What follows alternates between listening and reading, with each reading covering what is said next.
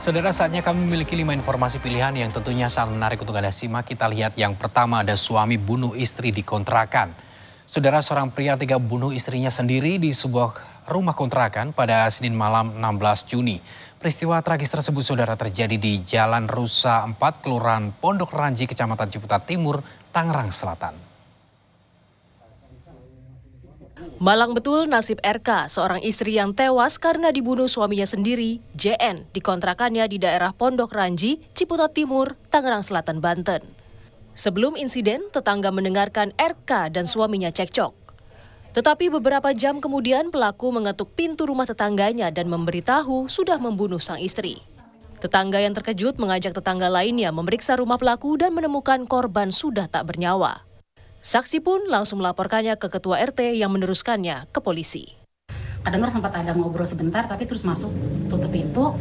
Nah, nggak lama tuh ada cekcok kayaknya, tapi nggak ribut yang kenceng kayak ya orang berantem pada umumnya teriak-teriak. Sepi itu, sekitar jam 9 saya tidur.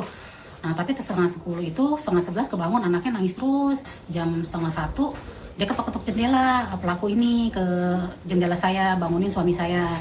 Nah, dari situ udah suami saya bangun, ya dia dengan bilang gitu, tolong pegang anak saya dulu gitu kan. Terus dia bilang, katanya saya udah, maafin saya, katanya saya hilap, saya udah bunuh Nisa, nih korbannya namanya Nisa gitu.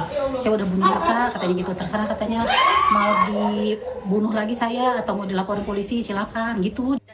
Pelaku telah ditangkap dan mendekam di sel tahanan Mapolsek Ciputat Timur.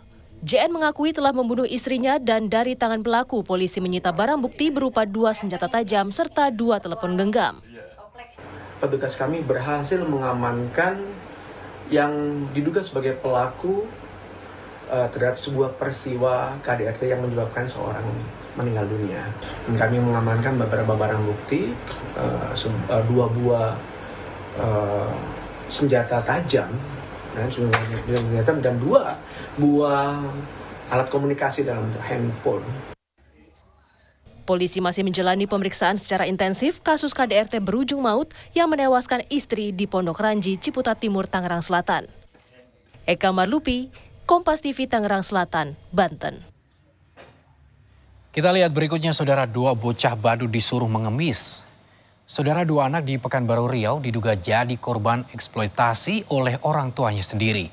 Kedua bocah ini diduga dipaksa untuk mengemis dengan menggunakan kostum badut. Dinas Sosial kini tengah mencari orang tua dari 2 anak ini. Media sosial geger dengan video 2 anak kecil yang diantar untuk menjadi pengemis dengan kostum badut.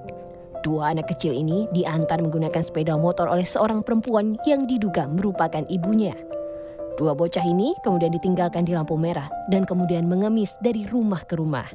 Peristiwa ini direkam oleh seorang pengendara di Jalan Sumatera, Pekanbaru Riau. Dinas Sosial Pekanbaru langsung menindaklanjuti dengan menurunkan petugas untuk melakukan pengecekan ke lokasi. Namun, petugas tidak menemukan kedua bocah di lokasi tempat mereka diturunkan. Tim kami sudah turun, Satgas PPKS dan kami juga sudah turun dan kami tidak menemukan. Setelah di lokasi mungkin karena Satgas ini kalau sudah turun banyak PMKS ini sudah lari melihat wajah. Dinsos Pekanbaru terus melakukan penyisiran di sudut-sudut kota untuk menemukan kedua bocah ini dan orang dewasa yang mengantar keduanya untuk mengemis. Citra Indriani, Kompas TV, Pekanbaru Riau. Selanjutnya, perempuan obesitas dievakuasi. Saudara, seorang perempuan obesitas terjatuh di kamar mandi. Petugas pemadam kebakaran dan penyelamatan kota Jambi berjibaku mengevakuasi korban.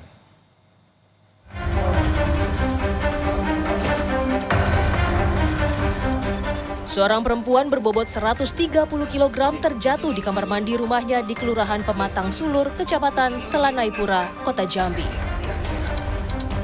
Petugas pemadam kebakaran didatangkan untuk mengevakuasi korban. Namun, selain kondisi korban yang menderita obesitas, banyaknya barang yang berada di rumah juga menghambat proses evakuasi. Pada saat kita melakukan evakuasi, yang bersangkutan dibawa ke ruangan tengah, namun setelah berdasarkan hasil pemeriksaan dari tim medis 119, bahwasanya kondisi kesehatan yang bersangkutan harus dibawa ke IGD Rumah Sakit Abdul Manap. Keluarga menyebut korban mengalami kram usai terjatuh. Karena kesulitan untuk menolong korban, keluarga pun meminta bantuan pemadam kebakaran. Mama tidak bisa tegak kakak. Kram kakinya. Di situ baru saya nak usaha narik tidak telap, abahnya kerja di Sengeti, saya suruh balik juga tidak telap gitu. Makanya terus kesamkan kabarnya kan, tak tolong. Usai dievakuasi, korban langsung dibawa ke rumah sakit terdekat untuk mendapat perawatan medis. Kini korban dirawat di Rumah Sakit Abdul Manap, Kota Jambi. Ratna Sari, Kompas TV, Jambi. Informasi pilihan berikutnya, damkar kekurangan armada. Saudara, mobil pemadam kebakaran di Bangkalan, Jawa Timur sering mogok untuk sampai lokasi kebakaran. Dari 3 armada yang dimiliki, 2 diantaranya rusak.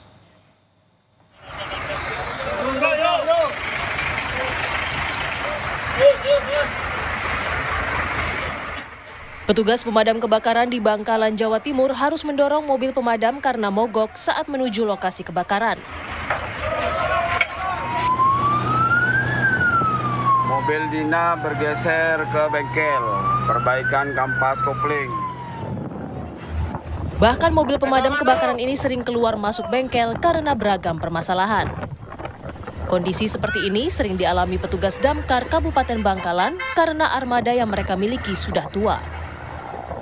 Sekretaris Satpol PP Bangkalan menyebut, pihaknya saat ini hanya memiliki 1 armada untuk operasional pelayanan masyarakat. Sehingga banyak peristiwa kebakaran yang tidak tertangani dengan baik. Ia menegaskan pengajuan penambahan armada sudah sering dilakukan, namun hingga kini belum ada respons dari pemerintah setempat. Armada damkar yang ada di kami ini hanya punya 3 unit, itu pun dengan kondisi yang siap hanya 1, karena yang 2 unit itu usianya sudah uzur lah kalau orang bilang. Sementara masih belum ada, makanya kami berharap nanti mungkin dari ada prioritas lah untuk dengan bertambahnya jumlah hunian di Kabupaten Bangkalan dan juga bicara luasan wilayah Kabupaten Bangkalan, tentunya juga harus armadanya harus juga disiapkan untuk mengantisipasi kebakaran. Kalau kami berpikir idealnya sebenarnya dengan adanya 18 kecamatan dan luas jangkauan wilayah di Kabupaten Bangkalan, idealnya harusnya ada 5 UPT damkar sehingga bisa mengantisipasi dan secara cepat kalau ada kejadian kebakaran di wilayah yang sedikit jauh dari kota. Pemerintah setempat diharapkan memperhatikan kondisi mobil pemadam kebakaran, sehingga pelayanan kepada masyarakat utamanya penanganan kebakaran bisa tertangani dengan baik. Didin Muhyiddin, Kompas TV Bangkalan, Jawa Timur.